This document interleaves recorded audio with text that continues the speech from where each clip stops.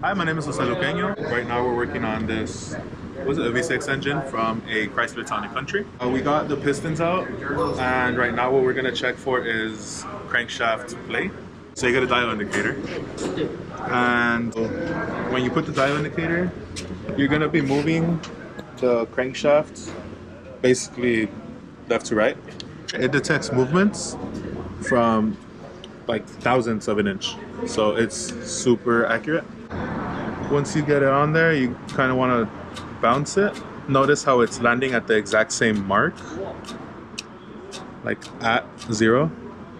So that's fine. In the event that it was out of calibration, you can loosen this dial and you'd be able to turn it, and that would be your 0 point. So you just want to go ahead and, with a giant flathead or a pry bar, whatever you might have on you, just go ahead and you can push it back. And you'll notice it moves.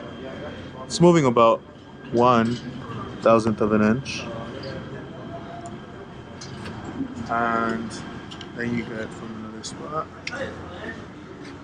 And it'll move the opposite direction. Right there, it's moving about 2/1000ths of an inch. You had 1/1000th of an inch and then 2/1000ths of an inch. When you add it together, you have 3/1000ths of an inch of total play.